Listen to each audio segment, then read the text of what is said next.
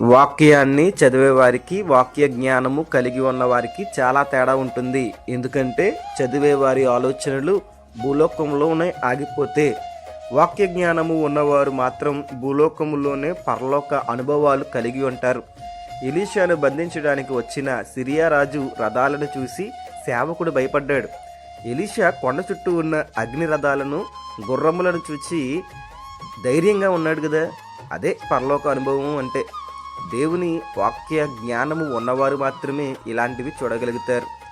చూడండి, ప్రస్తుత క్రైస్తవులతో దేవుడు చెప్తున్న ఒక మాట ఏంటంటే, నా జనులు జ్ఞానం లేని వారే నశించుచున్నారు. అంటే వాక్యమును ఎవరికి నచ్చినట్టు వారు మార్చుకుంటూ అర్థం చేసుకుని దేవునికి వేరైపోతూ ఉన్నారు. అలానే సద్దుకయ్యులు కూడా ధర్మశాస్త్రము తెలుసు నమ్ముతారు, కానీ వాక్య జ్ఞానము లేనివారు కాబట్టి ఒక కల్పిత కథ తీసుకుని వచ్చి ప్రభుల వారిని అడిగినప్పుడు ఆయన వారు పరలోకమందు దేవదూతల వలె ఉందురు అని వివరించి చెప్పినప్పుడు, మృతుల పునరుత్థానమును గూర్చి నేను అబ్రహాము దేవుడును, ఇసాకు దేవుడును, యాకోబు దేవుడిని ఉన్నానని దేవుడు మీతో చెప్పిన మాట మీరు చదవలేదా అని అడిగినప్పుడు ఆ మాటలకు ప్రజలు ఆశ్చర్యపడ్డారు.